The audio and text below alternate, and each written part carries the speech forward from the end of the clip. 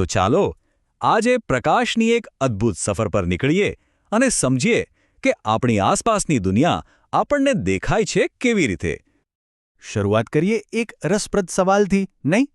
ચંદ્ર આટલો બધો ચમકે છે પણ એ પોતે પ્રકાશ નથી આપતો, આવું કેમ? આનો જવાબ શોધવા માટે આપણે સૌથી પહેલાં એ સમજવું પડશે કે પ્રકાશનું મૂળ શું છે, મતલબ કે તે આવે છે ક્યાંથી. જુઓ, આપણી આસપાસની દરેક વસ્તુને બે સરળ ભાગમાં વહેંચી શકાય. એક, એવા પદાર્થો જે જાતે જ પ્રકાશ પેદા કરે છે, જેમ કે સૂર્ય, આપણા ઘરનો બલ્બ કે પછી રાત્રે ચમકતો પેલો આગિયો.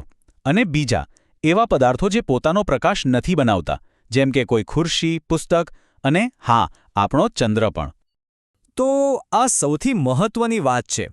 ભલે રાત્રે આકાશમાં ચંદ્ર ગમે તેટલો ચમકતો દેખાય, હકીકતમાં એ પોતે તો સંપૂર્ણપણે અંધકારમય છે.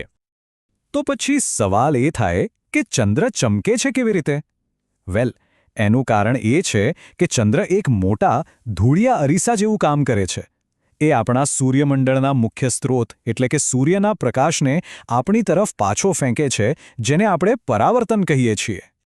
સારું, તો હવે આપણે એ તો જાણી ગયા કે પ્રકાશ ક્યાંથી આવે છે. હવે ચાલો એ જોઈએ કે એ મુસાફરી કેવી રીતે કરે છે. એનો એક મૂળભૂત નિયમ છે. અને એ નિયમ બસ આટલો જ છે. પ્રકાશ હંમેશા સીધી લીટીમાં જ ચાલે છે. આ એક નાનકડો સિદ્ધાંત પડછાયાથી લઈને કેમેરાની ટેકનોલોજી સુધી બધું જ સમજાવી શકે છે. આનો પુરાવો એકદમ સરળ છે. એક સીધી પાઇપમાંથી જુઓ તો સામેની મીણબત્તી દેખાશે, પણ જો પાઇપ વાંકી હોય તો નહીં દેખાય. જો પ્રકાશ વાંકો ચૂંકો જઈ શકતો હોત તો વાંકી પાઇપમાંથી પણ દેખાવું જોઈતું હતું, પણ એવું નથી થતું. આ જ સિદ્ધાંત પિનહોલ કેમેરામાં પણ કામ કરે છે. પ્રકાશના કિરણો સીધા જ નાના કાણામાંથી પસાર થાય છે, અંદર જઈને એકબીજાને ક્રોસ કરે છે, અને એટલે જ સામેની સ્ક્રીન પર ઊંધી છબી બને છે. આ બધું ફક્ત એટલા માટે શક્ય છે કારણ કે પ્રકાશ સીધી લીટીમાં જ મુસાફરી કરે છે. હવે આગળ વધીએ અને જોઈએ કે જ્યારે પ્રકાશનું કિરણ પોતાની મુસાફરી દરમિયાન અલગ અલગ વસ્તુઓ સાથે અથડાય છે ત્યારે શું થાય છે. આપણે કોઈપણ વસ્તુને 3 કેટેગરીમાં મૂકી શકીએ છીએ, એના આધારે કે એમાંથી કેટલો પ્રકાશ પસાર થાય છે. પહેલી છે પારદર્શક, જેમ કે કાચ કે ચોખ્ખું પાણી, જેમાંથી પ્રકાશ સીધો જ આરપાર નીકળી જાય. બીજી છે પારભાસક, જેમ કે તેલિયો કાગળ, જેમાંથી થોડો ઘણો જ પ્રકાશ પસાર થાય. અને ત્રીજી છે અપારદર્શક, જેમ કે લાકડું કે દિવાલ, જે પ્રકાશને બિલકુલ આગળ જવા જ નથી દેતી. તો જ્યારે સીધી રેખામાં આવતો પ્રકાશ કોઈ અપારદર્શક વસ્તુ સાથે અથડાય ત્યારે શું થાય? સ્વાભાવિક છે કે એ પ્રકાશને રોકી લેશે અને એનું પરિણામ એટલે પડછાયો. કોઈ પણ પડછાયો બનવા માટે આ 3 વસ્તુઓ એકસાથે હોવી એકદમ જરૂરી છે. 1. પ્રકાશનો સ્ત્રોત, જેમ કે સૂર્ય કે ટોર્ચ. 2. કોઈ અપારદર્શક વસ્તુ જે પ્રકાશને રોકે. અને 3. કોઈ પડદો કે સપાટી જેના પર એ પડછાયો પડી શકે.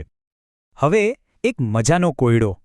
શું એવું બની શકે કે એક જ વસ્તુ હોય પણ એનો પડછાયો ક્યારેક ગોળ બને અને ક્યારેક લંબચોરસ?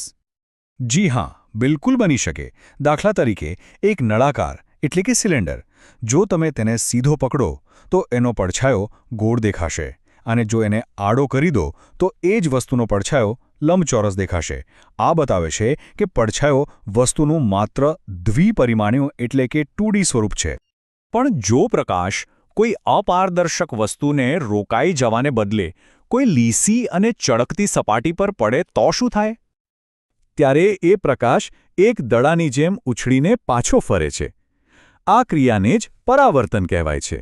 અને આ પરાવર્તનને કારણે જ આપણે અરીસામાં, સ્ટીલની ચળકતી થાળીમાં કે પછી શાંત પાણીમાં આપણું પ્રતિબિંબ જોઈ શકીએ છીએ. આપણા ઘરમાં જે સાદો સમતલ અરીસો હોય છે, એમાં દેખાતા પ્રતિબિંબની 3 ખાસિયતો છે. 1. એ હંમેશા ચત્તું એટલે કે સીધું જ હોય છે. 2. એનું કદ વસ્તુ જેટલું જ હોય છે. અને 3. એ આભાસી હોય છે, મતલબ કે તમે તેને કોઈ પડદા પર ઝીલી શકતા નથી. અને હવે એક છેલ્લો વિચાર, જે આપણે અત્યાર સુધી જે કંઈ પણ શીખ્યા એ બધાને એકસાથે જોડી દેશે. જવાબ છે ના, બિલકુલ નહીં. કારણ કે પ્રતિબિંબ દેખાવા માટે પહેલાં કોઈ સ્ત્રોતમાંથી પ્રકાશ નીકળીને આપણા ચહેરા પર પડવો જોઈએ.